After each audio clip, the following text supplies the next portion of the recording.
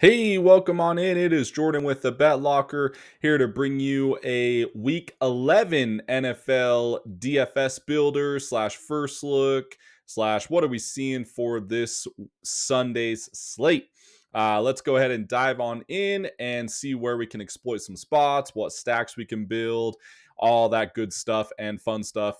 Our favorite video to make of the week, just because DFS is so addicting.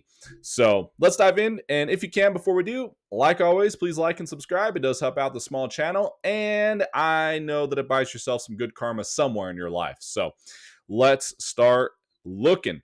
Now, as always, looking at all the, just a reminder for anyone that, hasn't listened to other videos before, new to DFS, whatever, if you're going to be doing multiple lineups, then definitely do, try and pick ones that you can max out. So like, even if you maxed out the quarter entry or the 50-cent entry, which are, where are they at?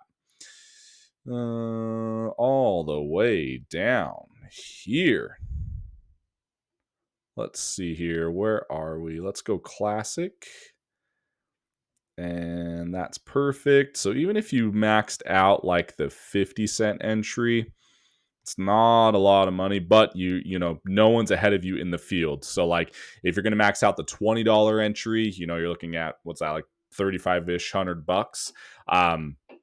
That's a way to get the edge on the field, is if you're maxing out entries. But if you don't have the role for that, then just try and get into the single entry lineups, because then it's just your best single entry versus my best single entry.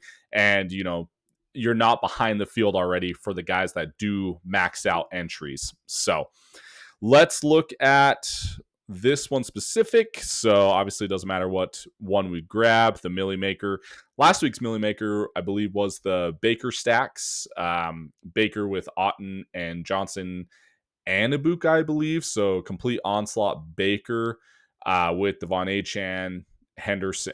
Maybe it was Gibbs also somewhere in there. Either way, I can't remember, but quite the combination there.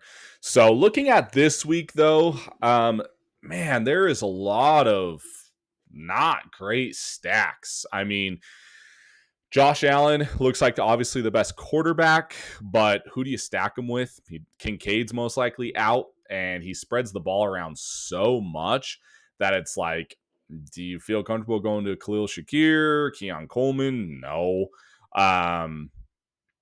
And then you got Dawson Knox and Jackson Haas, a vulture of the other tight end, where he could be a comfortable Dawson Knox spot, like he likes to go to Kincaid, but Kincaid's a different animal than Knox, and Knox is a lot older now, but he still have that vulture and Haas on the other side too for tight ends. So anyways, who do you stack him with? Probably naked. Probably just go naked with him, or skinny. Lamar Jackson versus a tough Cleveland defense at home. Don't really feel comfortable there.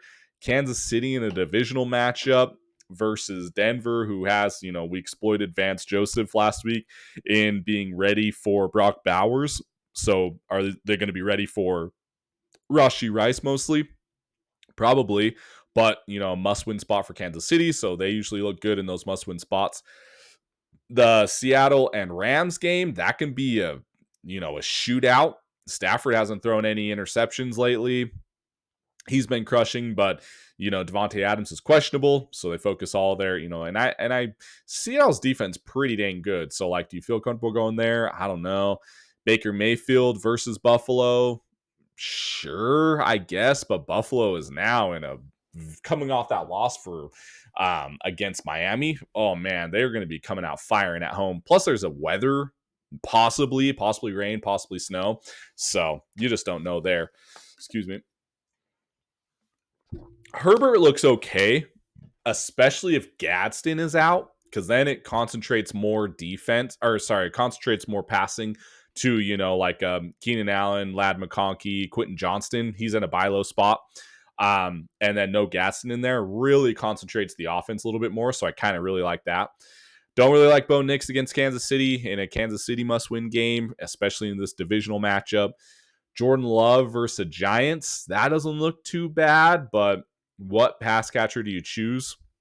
Because they don't have Kraft anymore, and then you don't really feel comfortable with Musgrave, so then you have to rely on his receivers, and it's like, who do you rely on there? Watson for the big upside for the, kind of like the Jameson Williams upside where he can have some long bombs against these Giants. Maybe. New coach, though, new mindset. Maybe they're going to be coming out a little bit, playing a little bit harder. So Caleb Williams, I don't really like him against Minnesota. Minnesota's defense, getting that pass rush really good. That's tough to go. I think that, Darnold and Stafford, like I said, potential shootouts. Flacco against Pittsburgh doesn't look too bad. I kind of like that spot. I also like the other spot too, Aaron Rodgers versus Cincinnati. The only problem with Aaron Rodgers, though, is like he has those 3 tight ends, and then he has DK Metcalf, who he does not pepper like he should, like Flacco does with Jamar Chase. Aaron Rodgers does not pepper DK Metcalf, and then it's Washington. So it's like, man, who do you choose with him too? Because then you don't know which tight end he's going to throw to also. So I like his spot, but you don't know who to choose with him. JJ McCarthy against a very bad Chicago defense doesn't look too bad at all. He just doesn't throw a lot. I mean, look at his passing yards. Let's see, where are they? 143. Finally got 248, but it was to Jordan Naylor. So it's like it wasn't even to Justin Jefferson or Jordan Addison.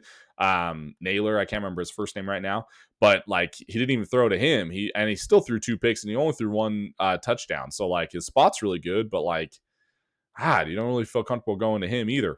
Trevor Lawrence against the Chargers, good secondary. I don't really love that, and his like pass catchers are very spotty right now too. CJ Stroud looks okay versus Tennessee, but they have such a huge spread that they might not be throwing that much. I don't know there. Michael Penix against the Carolina, I wouldn't mind going to. Enter the game, Jameis Winston. He got confirmed as the starter, but I don't like his matchup against Green Bay. Green Bay just shut down the receivers for Philadelphia, and they're even more elite. So, like, who is Jameis Winston going to bomb to? Wan'Dale Robinson? Ugh. So, anyways, my point is it's kind of a really tough spot. So, first build I want to build out would be I want to try something crazy right off the top. So like Josh Allen, you throw Josh Allen in there just because he's going to be searching to, I said this last week, and he still was a viable quarterback. I mean, no one expected the Dolphins to rout him like that, but he still ended up getting like 24, 26 fantasy points last week. I guess we can see the exact number. 24 fantasy points last week, and it's because they were down. And he still got 306 yards, but he spreads it out so much that you just don't know where he's going to go, and you don't feel comfortable stacking him unless it's honestly with a Kincaid. So, because Knox's price is up, and then he has that vulture in Jackson Hawes on the other tight end spot, and then Keon Coleman, Khalil Shakir. Now, what if you went with James Cook as so you go Josh Allen, James Cook as the skinny stack. So you don't even get a running back. So I don't mind that spot at all. Then you'd have to get cheap somewhere in the you got to start getting cheap there because those are two very pricey guys in your first 2 spots, right? So Kamani Vidal, he played like 90-something% of snaps last week, so I like his spot. DeAndre Swift has the Vulture and Manung guy, so you can't really go there, and I don't really like, the spot at Minnesota for them. Chase Brown, who are the other cheap ones I was looking at? Woody Marks played 60 snaps against 10 snaps for Nick Chubb, so he has obviously taken over the backfield finally, like we said he would. So I picked him back up on my personal fantasy team, which was funny because I got him, and then I dropped him, and then I picked him back up as soon as I noticed, and no one else claimed him, so I picked him back up because he finally took over the spot again, or the backfield. So he's not a bad, cheap option for sure against a very bad Tennessee defense and a very big spread, so they could be running him a bit more. So he could be a very cheap, viable option. Who else was I thinking? Oh, Jaylen Warren is in a good spot against Cincinnati, and he gets a lot of usage, and he gets a lot of in the pass game too with Rodgers. So he's really good. He's just not that cheap spot. Like he's not in the 5K range. He's finally up to 6,100, which is still cheap for him. Let's try the cheapest one though that I think will be pretty viable this week, and a Woody Marks. So Woody Marks there. And then, oh, look at this. Marvin Harrison was ruled out. He has to have surgery. Who knows how long he's going to be out. So that kind of sucks for Arizona there. Enter Trey McBride, like always, though. So now there was like dueling receivers that I liked. So like you could duel the receiver with, which I want to see what a build would look like with Smith-Njigba and Puka Nacua dueling in that game would be pretty fun. Jamar Chase might go a little bit unnoticed against a very bad Pittsburgh defense. Let's see how many yards they've been giving up. Pittsburgh, the last 3 games have given up 290 yards through the air. So I mean, enter the chat Jamar Chase to get peppered 20 times again for Joe Flacco. Man, especially if guys are going to up above him and below him. So in a Justin Jefferson in a really good spot, or in Puka Nacua and Jackson Smith-Njigba, that could be a shootout.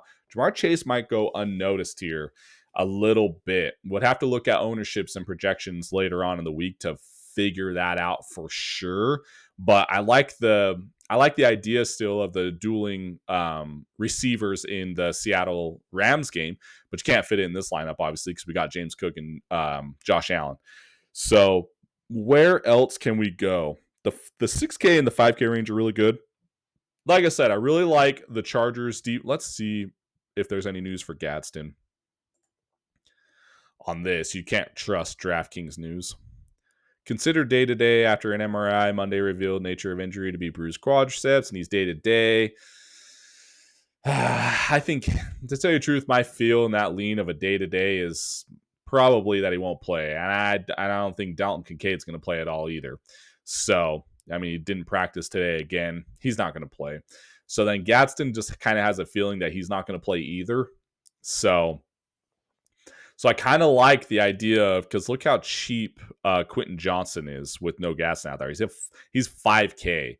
So I kind of like him a lot. Let's throw him in there. And then Xavier Worthy's all the way down to 4,900. So like if Vance Joseph is locking down Rashee Rice, does all that usage go to Worthy? You just never know, because sometimes Hollywood Brown gets those deep balls. Juju Smith-Schuster gets those slants. The Vultures those out. And then obviously throw in Travis Kelce too. So you just kind of don't know with that. Tez Johnson's been looking really good for Tampa Bay. So, I mean, look at that. 5 targets, 42 yards, but 2 touchdowns. So he likes to target him quite often. Jacoby Myers against the Chargers, but with probably no Brian Thomas still. I mean, how many targets did he get last week? He only got 3, 41 yards. Still getting used to the offense, though, of getting switched out there. Plus, if they're playing from behind versus the Chargers, they're going to be throwing more. So, but the Chargers secondary is really good. So I like Christian Watson for some bomb plays. Like I said, he has that huge, and he didn't get any last week or against the Eagles, but I mean, it was there. The throws were there. So he's still in a really good buy low spot, I feel, if you need to go that cheap. Parker Washington for Jacksonville. Romeo Doubs. Romeo Doubs probably in a good spot still. Let's see here. Jordan Addison, probably in a good spot against Chicago. You could go McCarthy, Addison, Jefferson and see what that kind of build gives you. I don't really mind that. I like Quentin Johnston as that buy low spot. Let's go with, let's just see where this leads us if we go to Christian Watson, because I kind of like him with that big upside against the Giants in some bomb plays, if you will. And Jordan Love, he's throwing it right now. So, and he doesn't like to run. Last week was the most I've ever seen him run in so many games. And that's just because of that pass rush for the Eagles. So let's go with a Christian Watson and see what that gives us. So now we're going cheap. Now we're sacrificing really, like, we're getting some secondary receivers here when you go with Josh Allen and James Cook. But it's very different, because I don't think anyone's going to stack Cook with Allen, and maybe those two guys, just the 2 best players on the field for that team, are going to soak up everything that they can to try and beat these Tampa Bay Bucks. So let's throw in a tight end. So obviously you can go to McBride. If you go to McBride, you're probably going to have to do a double tight end set. It just is what it is. just because McBride is, kind of that middle of the area, but elite tight end price. And he should be. I mean, he's getting all of the red zone targets finally from Jacoby Brissett. So um, Kittle looks good, and Arizona's beat up. So I really like Kittle there still. Kelsey against Denver. I mean, if they're really shadowing and taking out Rashee Rice, Kelsey's probably going to look really good. Kyle Pitts versus a Carolina defense, that could be a different spot, and that could look really good. Theo Johnson's going to be a wild card because you don't know who Winston's going to throw to. So Otton obviously looks really viable all the time. Musgrave and Loveland looks okay, especially if Chicago's going to have to be throwing a lot versus Minnesota.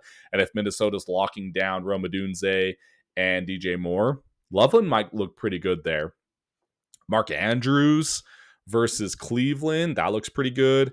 So let's go with and obviously Dawson Knox, and then obviously the 3 for Pittsburgh. You kind of get down to this lower range. Hawkinson looks washed right now. I don't really like him. I'd rather go to a Naylor instead of Hawkinson, and Naylor's really cheap too. See, there's the vulture, Jackson Haas in Buffalo. But that would save a lot of salary, but you would have to have a very specific game for Jackson Haas for him to pay off, even with that cheap salary. So let's go with a Kyle Pitts. I kind of like his spot against Carolina here quite a bit. And then you throw in a defense. And I also like to look at this defense. So like the cheapest defense is Tennessee. So you kind of go Houston stacks. Next is Giants. So you kind of go Green Bay stacks. Next is Cleveland. You kind of go Baltimore stacks. But I don't really like that, to tell you the truth. So let's go, you know what? I really like the Chiefs this week. Denver's offense hasn't been looking great. They're probably without J.K. Dobbins also. And their receivers, and with Kansas City coming off a bye, man, I don't know. This just feels like a Chiefs game, especially defensively too, against offense has been kind of struggling. So because we sacrificed those 2 spots in the wide receiver, now we can get some elite guys in the last 2 spots for wide receiver in the flex spot with this stack. So let's go. I mean, let's see if you go like a Jamar Chase, who does that leave you for the flex? Leaves you Tony Pollard against Houston. No, thank you. Keenan Allen, so the double stack of Johnson and Allen versus the Jacksonville. I don't really mind that. Kareem Hunt, Pacheco is questionable, but let's see. Didn't practice again, so it's probably going to be still Kareem Hunt. But against Denver, okay, so let's take Jamar Chase out. And that just kind of shows you what you're looking at if you do plug in Jamar Chase. I mean, you're obviously looking at even cheaper if you go Jackson Smith and Jigba. And then who's that leave you with flex there? 4,900. Rashid Shaheed, Xavier Worthy. Not bad. Let's see what gives you. What if you go an elite flex spot and you go Bijan Robinson? I really like Bijan's spot this week. I know Tyler Algier is a vulture, but I don't think that they forget that either. And I do feel that maybe they just pepper Bijan and let him get all the touchdowns this time. Doesn't sound too crazy. And then you can go Wan'Dale Robinson. You can go Jordan Addison. Those 2 guys are in really good spots. I wouldn't go to Troy Franklin against Kansas City this week coming off that bye, especially if you have the Chiefs as the defense. So not a bad build. I mean, it's going to be different. You're sacrificing kind of 2 spots, but you're getting 3 elite players, Josh Allen, James Cook, and Bijan. And then you're still getting, I mean, if you really wanted to, you can get, another, Jordan Addison, whatever. So not a bad build there. I kind of like it, and I'm definitely going to be using it this week. I got to use Josh Allen in some way, shape, or form this week, whether it be naked or single stacks. You just got to decide on who the single is with him. So that's kind of what it looks like in my head. So let's clear that out. I want to see what it looks like if we go this dueling receivers. So if you go Puka Nacua with Jackson Smith and Jigba, now you're going to probably have to choose a cheap quarterback, which has been paying off. And since all these guys are in kind of tough spots right here, you can probably go to it pretty easily. So like maybe if you go something like, if you go Flacco though, you really want to go Jamar Chase, obviously. If you go Aaron Rodgers, who do you stick him with? McCarthy. You could go McCarthy and take a shot. Let's see. I'm just looking down the list here. Michael Penix is still really cheap against Carolina. I kind of like him at home here. Dylan Gabriel against Baltimore. No, thank you. No, thank you there. Jameis Winston, I really like the appeal and the idea to go against him, but if he was in a better spot, not against Green Bay today or this week. Let's try JJ McCarthy because you're going such high-end receivers here. Let's see if you go to a very cheap, because I think, I mean, maybe just go right back to Naylor. I mean, look at him. Jalen Naylor. He got 6 targets, 124 yards, and a touchdown last week, and on $3,100 price tag. Now, he is viable to get a really big regression this week. So maybe you feel more comfortable just going with the Jordan Addison. He still got targeted 11 times last week. I mean, he was trying. And against the Chicago defense, I mean, you could throw all over these guys. And sometimes they lock down that first person in a Justin Jefferson, and then it goes all to the next person. So maybe you try a Jordan Addison there. Man, but I mean, look what that does. So that's what's going on with this slate. You mean you're either going to get elite receivers or you're going to get elite running backs. So you just got to pick and choose what you want to do, because I mean, you can't go something like Bijan and I mean, look at this, because then I mean, you have no salary left really. So if you're going this dueling receiver, Puka Nacua, Jackson Smith-Njigba, you're going to have to go get cheaper running backs, which I wouldn't mind a Woody Marks in this spot again. And then I wouldn't mind maybe like a Kamani Vidal. I think I mean, with that bigger spread and with his usage, he gets so many touches to where maybe you go him. Let's see what that leaves you. Look at that though. I mean, this is a double tight end spot for sure. So like you go like a maybe you take I know a double tight end set that I really like. Mark Andrews and Loveland. Let's try that. Well, no, you'd have to throw in a defense, and then let's see what that gives us. So even if you go a cheap defense, this week, you can't. I have seen it before to where you go the tight end, and then whatever tight end you use, you go with the defense on the other side. So, like, let's go Cleveland defense, because I really respect Cleveland's defense at home. Of course, you can hear my dog barking because there's delivery guys every time I make this video, my dog starts barking. And then who's that leave you for 4,500? Brian Robinson, Amaro DiMercado, Keon Coleman, there he is. You got Christian Watson. There we go. Guy that I like, even Jerry Jeudy I like, and Tez Johnson. So you have three receivers that you can get that I would feel comfortable rostering any three of those receivers. Yeah, Mark. So that's not a bad lineup either. So I mean that is what it looks like, because I really wanted to see what the dueling receivers would look like for Seattle and Rams in what could be a potential shootout there. So that's not bad. Let's try one more. So we did the dueling receivers. We did the Josh Allen experiment with a skinny with James Cook. So what would be, running back wise, I really like Bijan this week. I feel like Christian McCaffrey's obviously going to be popular because he always is. Don't really mind Josh Jacobs this week. Bucky Irving still doubtful. Like, come on. Rico Dowdle always shows up as questionable early in the week. Did not practice when do quadriceps. He always shows up, and then he always ends up playing. So I don't really I expect him to play. So what kind of stack? I mean, the stacks are pretty tough this week. They're really tough. So that's why there's going to be a lot of naked and skinny Josh Allens, and a lot of ways of what do you exactly do. I really like Bijan this week, so let's just plug him in right away. I like the idea of Bijan and Cook this week. I really do. I mean, call that a gut feel, but they are in really good spots, and it's a must win for Buffalo. So like Josh Allen taking it into his hands more, but James Cook, let's see how many yards Tampa Bay's given up on the ground lately. Tampa Bay. 100 yards on average for the season, but 126 the last 3 games. So it's kind of a lot. Now, look at I mean, you can't see it, but Cincinnati's given up 228 on the ground the last 3 games. The Giants have given up 202 the last 3 games. Tennessee 156 the last 3 games. I mean, there's some spots that you can exploit here. So Cincinnati, Giants, and Tennessee. Let's see. And Atlanta. Atlanta's given up a lot on the ground too. But that was against Jonathan Taylor, so that's kind of skewed. So Cincinnati, Giants, Tennessee. Let's see who that leaves us. So who's going up against Cincinnati again? Cincinnati. Oh, Jaylen Warren. I really like that spot then.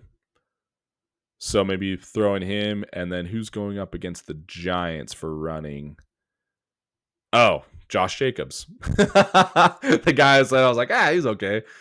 Let's try it. Let's see what a Jaylen Warren. I mean, the worst 2 running defenses right now in the league in Cincinnati and in the Giants. And so let's say you throw those 2 guys in there. What kind of quarterback would you want to do with a stack of receivers? I'll tell you what. If Gatson is out, I really like the thought of going to a Justin Herbert with Bilo, Quentin Johnston, and Alad McConkey. And then who could be your bring back with that? So obviously, like, you're kind of seeing the progression of like the work throughs of what you do here.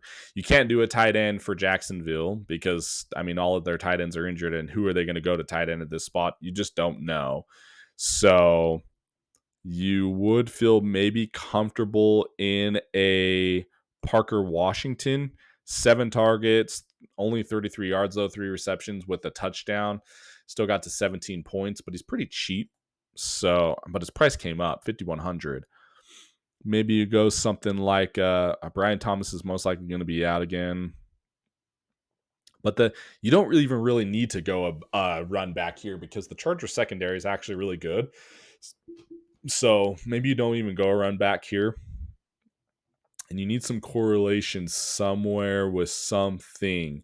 So if Josh Jacobs is running all over them, maybe you do just take a stab at one of the receivers for Jameis Winston. I mean, because he's going to be chucking. There is a guarantee when Jameis Winston comes out onto the field, he is going to be chucking, and it's going to be either touchdowns and interceptions. But you do know that he is going to be throwing the football. So who do you take a stab at? Big body Theo Johnson, Wan'Dale Robinson. That's the deciding factor of who you'd want to go to. And why I'm saying that is because a little bit of a correlation with Josh Jacobs there. So let's try to go to Darius Slayton. I don't know who to go to. Let's try cheap with Theo Johnson. If you go with Theo Johnson, how much is he this week? He's 4,100. Well, let's throw him in there. Then let's try a little bit of correlation with the same theory in mind with the Jaylen Warren running all over Cincinnati and Joe Flacco also throwing the ball like crazy. And let's go to someone like T. Higgins, because you're not going to be able to go to Jamar Chase in this kind of lineup. How much is T. Higgins? 6,000. Not bad. And then you throw in a defense. You probably could go a little bit more expensive defense here. Really like Houston against Tennessee, but you just never know with Tennessee. I mean, you do. They're very bad, but they could have a touchdown or 2. Maybe you go a defense like Atlanta at home. Man, I really kind of like that one. Let's see what that leaves you. 4,700 for your last spot in. What range is that? Tootin and Chubb and Tez Johnson. That looks great. So Tez Johnson as your last man in there. Not a bad lineup there. Justin Herbert double stack with Quentin Johnson and McConkey, assuming Gatson is out. Josh Jacobs and Warren going up against the 2 worst running defenses right now in the Giants and Cincinnati. And then you got some correlation there with Higgins. and then Theo Johnson, and then you got Tez Johnson too, trying to come back win against Buffalo, and then you got Atlanta defense at home against a very bad Carolina offense. So that's not bad either, guys. I really like. I mean, that we found some spots to exploit. We found some stacks that we can get in a very tough week that I think is going to be for stacks, and probably some low ownership guys in this, because I think Josh, I don't know who's going to be the highest quarterback this week, but I would assume that's going to be Josh Allen. So just some spots of how we can get there. So hope you enjoyed, guys. Here's a little sneak peek of our cheat sheet. This comes out every Saturday. Been nailing the stacks every single week, and been nailing the under 10% owned GPPs every single week. And if you look at my recap video, you can see last week's cheat sheet, and we had the plays. We had Achane and Gibbs on there. I mean, we had some really good spots. So a little sneak peek there. Does come out every Saturday because I want that Friday afternoon news also going into the weekend. So that's why I put this out Saturday morning. And then, but as always, at thebetlocker.com, you get everything you see with the cheat sheets, our blocker picks, our prop picks, our daily picks, everything for the dirt sheet price is $6.99 a week or $19.99 a month. Basically, get 2 weeks free if you buy the month. And also, you get access to our members only Discord, and you get access to me and our college experts, which is awesome.